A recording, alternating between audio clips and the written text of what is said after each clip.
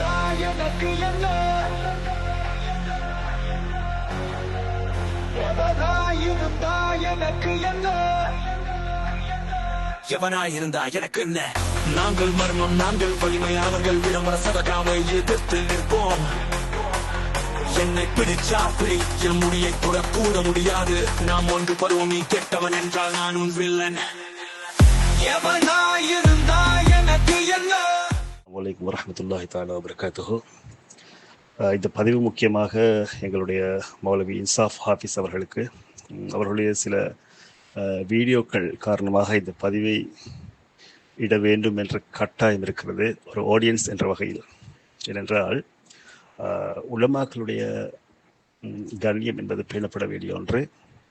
அதில் முதல் கட்டமாக அந்த கண்ணியத்தை பேண வேண்டியது அந்த உலமாக்கள், அப்படித்தானே? அதை அடிப்படையாக வைத்து நான் இதை பேசுகிறேன். என்னவென்றால்,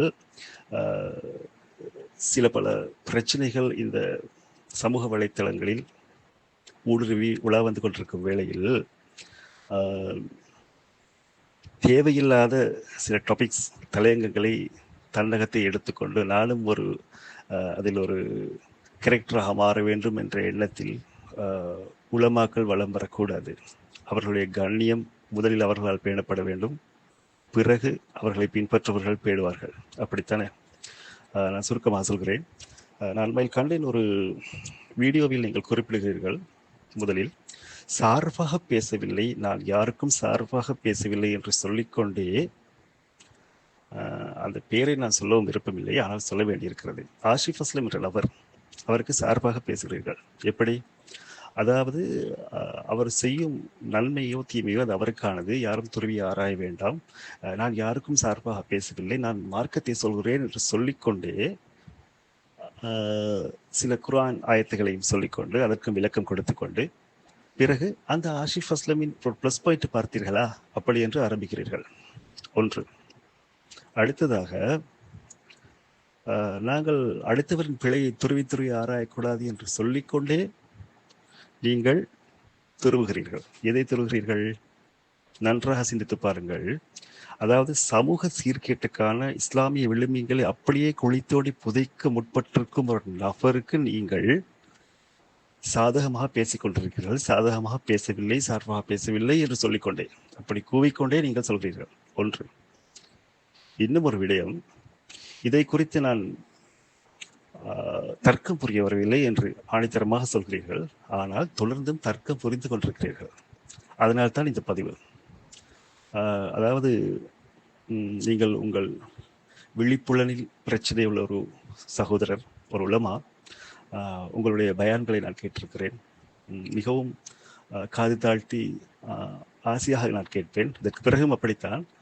நான் மதிக்கும் ஒரு உலமா இந்த விடயத்தில் யாரோ ஒருவனுக்காக, அதாவது இறைவனை இல்லை என்று சொன்ன ஒரு நாஸ்திகனுக்காக சோரம் போகக்கூடாது, அல்லது அப்படியான சதகாவின் தன்மைகளை அப்படியே மாற்றிவிட்ட அவன் போன்ற மற்றும் இன்னும் இருக்கின்ற அப்படியான கூட்டங்களுடன் சோரம் போகக்கூடாது என்ற ஒரு ஆதங்கத்தில் பேசுகிறேன். ஓகே. இன்னும் சொல்ல வேண்டிய ஒரு விடயம்,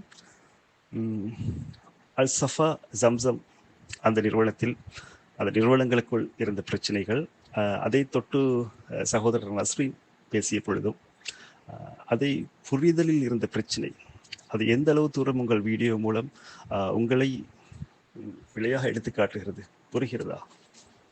பதிவேற்றப்பட்டதை குறித்து பேசிய போது அதை சொல்கிறார், பதிவேற்றப்பட்டதை குறித்துத்தான் பேசியிருக்கிறார்கள் தகவலின்படி.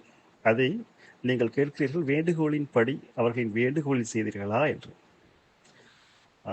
இப்படியான சில அகமிய ஞானங்களை உங்களில் வைத்துக் கொண்டிருப்பதாக நீங்கள் நினைத்துக்கொண்டு தீர்க்கதரிசியாக, இதுவெல்லாம் நபிமார்களின் பண்பு, அகவிய ஞானம், தீர்க்க தரிசனம், இவற்றையெல்லாம் தன்னகத்தையே உள்ள ஒரு ஒரு விசேடமான ஒரு நபராக உங்களை நீங்கள் அலங்கரித்துக் கொண்டு தவறான புரிதலின் மூலம் நீங்கள் உங்கள் தன்மையை, மகத்துவத்தை இழந்து கொண்டிருக்கிறீர்கள்.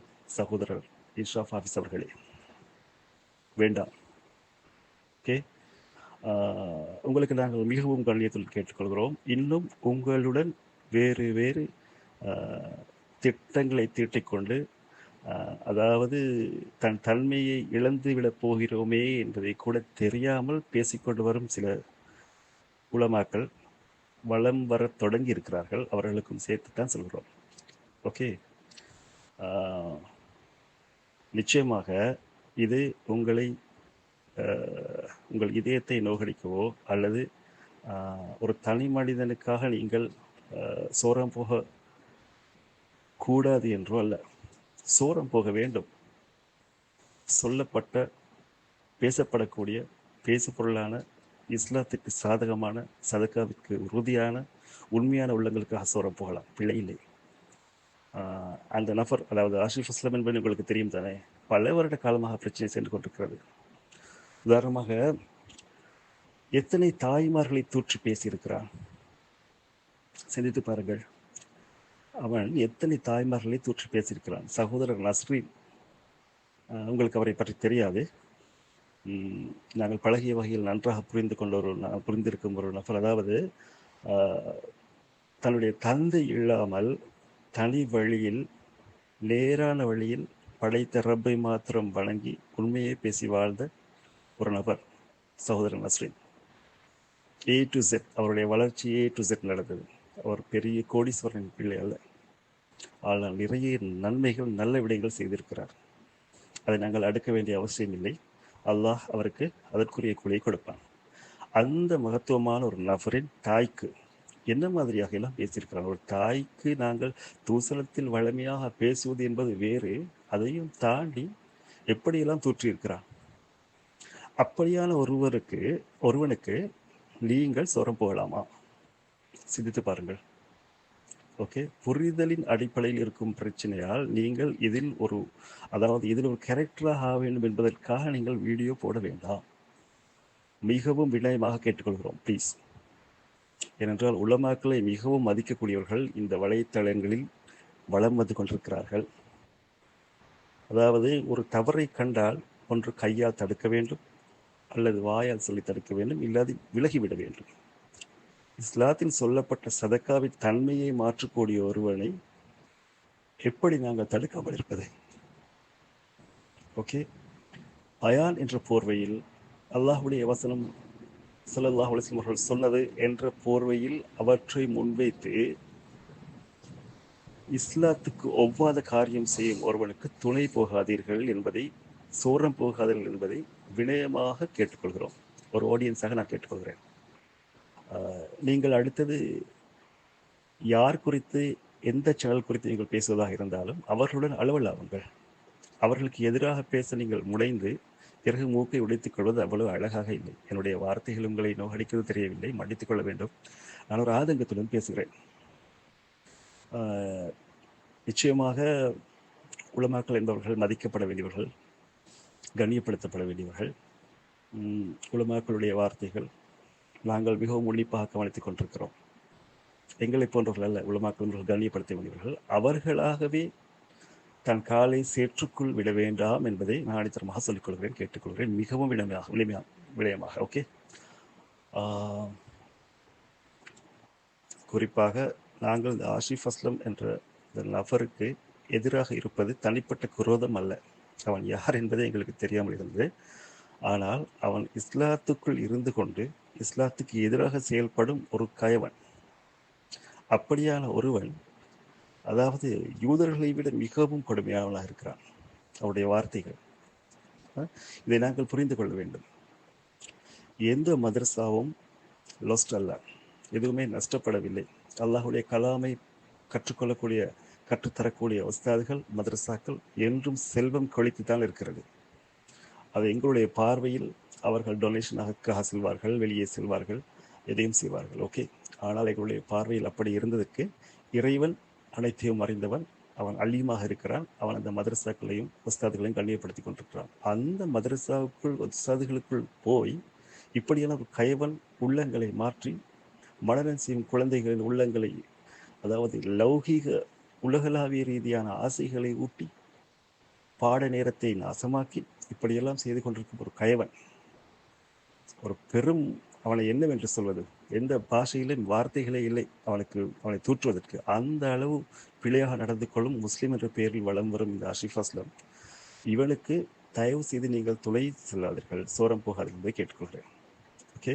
அடுத்தது நஸ்ரீன் போன்றவர்கள், என்கேகேஎன் போன்றவர்கள், இவர்கள் எல்லாம் சமூகத்துக்கு நல்லதை தான் செய்து கொண்டிருக்கிறார்கள். அதை விமர்சித்தால் தான் அவர்களை தடுக்க முடியும். அதற்காக நீங்கள் விமர்சிப்பது பிழை என்று சொல்லாதீர்கள். விமர்சிக்கப்பட வேண்டும். பொறுமையாக இருப்பது வேறு, கோழையாக இருப்பது. நீங்கள் உலமா தானே, உங்களுக்கு தெரியும் தானே. பொறுமை, கோழை, இந்த 2 வார்த்தைகளுக்கும் வித்தியாசம் இருக்கிறது. நீங்கள் வலியுறுத்துகிறீர்கள், வீணாக துருவி ஆராய வேண்டாம், அவர்களின் பிரச்சனை அவர்கள் பார்த்துக் கொள்வார்கள், அல்லது இறைவன் பார்த்துக் கொள்வார், நாங்கள் பாவத்தாளி, அதாவது பாவத்தாளியாகி விட வேண்டாம் என்று சுயநலமாகவே இருந்துவிட்டால் எப்படி மௌலவி அவர்களே இந்த சமூகம் திருந்துவது? அப்படியானால் தப்லீக் ஜமாத், வீடு வீடாக செல்கிறோம், வீட்டை விட்டு வெளியேறி செல்கிறோம், குழந்தைகளை மனைவியை விட்டு செல்கிறோம். எதற்காக? இந்த உன்னதமான தீன் அனைவரையும் அடைய வேண்டும் என்பதற்காக. தீன் அடைய வேண்டும் என்பதற்காக சொல்லிக் கொண்டிருக்கும் நாங்கள் அந்த தீனுக்கு பிரச்சனை வந்தால் வாய்மொழி மௌனமாக இருப்பது ஓகேயா? அது உசிதமா? நன்றாக சிந்தித்து பாருங்கள். இந்த பதிவு உங்களின் உள்ளத்தில் எந்த மாதிரி உணர்வை ஏற்படுத்துகிறதோ தெரியவில்லை. என்னுடைய நோக்கம், நான் மதிக்கும் உலமாக்கள் அவர்களின் கண்ணியத்தில் இருந்து சிறிதளவேனும் குறைந்துவிடக்கூடாது. அதாவது பிழைகள் செய்பவர்களை விமர்சித்துத்தான் ஆக வேண்டும். என்கேகேஎன் போன்றவர்கள், இவர்கள் விமர்சிப்பது பிழைகள் செய்பவர்களை. புரிகிறதா? அதனால் முடிந்தவரை உங்களுக்கு இதில் பங்கெடுக்க முடியும். இந்த சிலர்களை புரிந்து கொள்ளுங்கள். முதலில் இவர்கள், அதாவது கூடாதவர்கள், இவர்கள் தூற்றப்பட வேண்டியவர்கள் அல்ல. தூற்றப்பட வேண்டியவர்களை போற்ற முயற்சி செய்து கொண்டிருக்கிறார்கள். அவர்கள் போற்றப்பட வேண்டும், அவர்களை தவறிலிருந்து வெளியே வர வேண்டும் என்று. அதில் ஒருவன் தான் ஆஷிஃப் அஸ்லம். இருளுடைய நாட்டம் இருந்தால் அவன் திருந்துவான். ஆனால் அவன் திருந்துவான், அவன் செய்வது அவனுக்கு என்று அப்படியே விட்டுவிட்டால் உலமாக்கள் எதற்கு? இஸ்லாமிய அமைப்புகள் எதற்கு? சிந்தித்து பாருங்கள். நீங்கள் எந்த அளவு இதை உங்கள் கவனத்தில் இருக்கிறீர்கள் என்று தெரியவில்லை.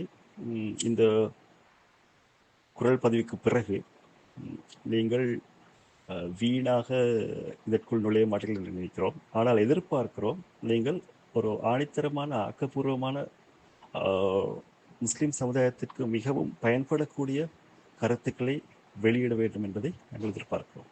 ஓகே. அஸ்ஸலாமு அலைக்கும் வரஹ்மத்துல்லாஹி வபரகாத்துஹு.